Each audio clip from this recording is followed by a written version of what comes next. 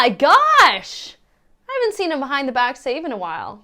Okay, that was great. It's a good way to start a Thursday. Let's rock. This is SportsCentre. Hey, I'm Julie Tocheri, and Week 5 of the NFL season kicks off tonight with Thursday Night Football, as the Bears are in Washington taking on the Commanders. Let's start with some Canadian content, because the Chase Claypool experiment in Chicago appears to be coming to an end. Claypool was inactive last week and was sent home from the team this week, and as expected, he is officially inactive tonight. It's been a rough go in Chicago for Claypool since he was traded from Pittsburgh, for what ended up being the first pick in the second round. And it gets even worse when you look at the numbers. In 10 games, he's only put up 191 receiving yards, and in 6 of those 10 games, he was held to 15 yards or less. And honestly, with where things are going now, seems like he has probably played his final game as a Bear. But the big story in Chicago, as it has been all year, is the play of Justin Fields. After 3 weeks, it looked like the Bears had made a mistake trading their first overall pick. But Fields looked great last week against Denver, throwing for a career-high 335 yards and a career-high 4 touchdowns. Now this stat is hard to believe, but that was his first ever 300-yard passing game, and he's played 31 career games. So which version of Fields will we see tonight? Chicago are 6-point underdogs for the game, with the total set at 44.5. And you can watch the Bears and Commanders tonight on TSN. Coverage begins at 7 Eastern, 4 Pacific. We are officially 5 days out from the start of the NHL season, and we just want to get the puck dropped on Tuesday already. But we're finally getting to the watchable stage of preseason puck. Because let's be honest, who even were those guys playing last week? A playoff and geographical rivalry was renewed last night when the Rangers and Devils went head-to-head, with pretty much all their regulars in the lineup. And even though it's preseason, you know the Trouba train is always on the tracks. The Rangers were down, and after Kevin Ball absolutely destroyed Ryan Lindgren, Trouba responded with one of his own controversial, absolutely destructive hits of Tyler Toffoli. Oh my gosh. Every time I see Jacob Trouba do this, it blows my mind, and I know that Twitter is about to blow up. So it provides entertainment in hockey and entertainment on the internet. It's amazing. While Devils fans called for Trouba's head, Rangers fans were focused on something totally different: the play of netminder Jonathan Quick. The Rangers brought in the veteran netminder to lighten some of the load on 2022 Vezina winner Igor Shesterkin.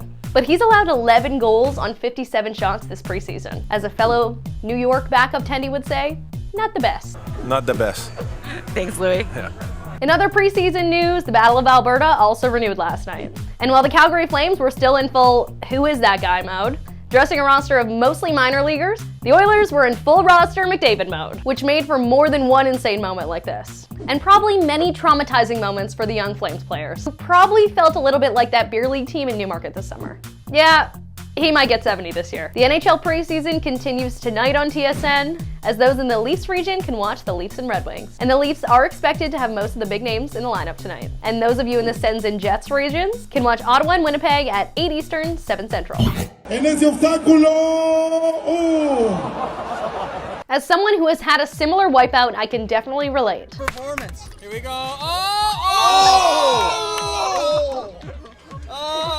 We gotta give you the word for best fall. That was an absolute wipeout. Tell us how you feel. I could tell that it was the best fall because when I lifted my head above the water, everyone was silent. I think, expecting me to be heard. I'd like to see the tape. Well done, Julia. Well done, everyone. Yeah, that was a humbling moment, but really freeing for some reason. Time now for my favorite segment and yours, Why We Love Sports Today. Why we love sports today. This video is maybe the best internet I've seen all month. So let's rack it back to the top and see this thing in real time. Okay, oh my gosh! Okay, he's up, he's going. He's still going, he's still going. Oh, this is where I went down. No! Oh my gosh! This is like that Ninja Warrior show I used to like when I was a kid. Do they still play that show on television? They should. He's still going though. He can't be deterred. Oh, wow! He took another one! Right in the back. Smack. Okay, he's going down. Did he have to fall all the way down? At some point, this has to be acting. Here he goes. He's still going. He kicked the ball. He even fell when he kicked the soccer ball. That was insane. It's almost impressive how many times he fell. Breaking news! The WNBA announced a new expansion team to play in the Bay Area starting in 2025. The team will play at the Chase Center in San Francisco where the Warriors play, but will practice in Oakland. With many whispers of Toronto wanting a WNBA team, according to ESPN's Sarah Spain, the WNBA wanted all games at Scotiabank Arena, with MLSE hesitant to give up those dates. For more on this story, click the link below. Well, it was another disappointing playoff appearance for the Jays. As for a second straight year, they were in the playoffs for what seemed like just over 27 hours. But you know what? Marissa was there, and outside of the disappointment of yet another Jays season ending early, she still had a good time. And you could relive it here with the latest edition of Roberto on the Go. Have you ever seen twins at a Twins game? Yes. You have?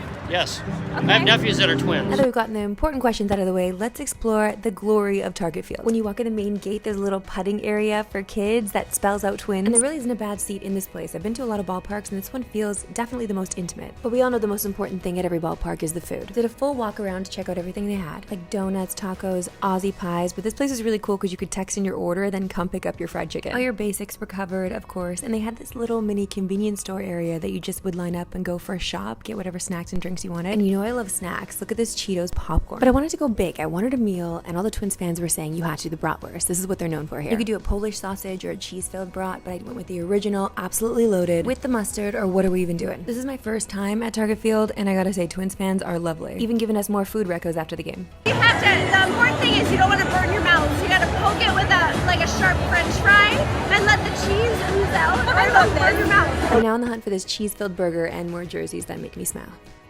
Minnesota nice. Like, Marissa loved the fans there. They're some of the nicest people in the world. There's amazing food. Minnesota's amazing. It's like an extension of Thunder Bay.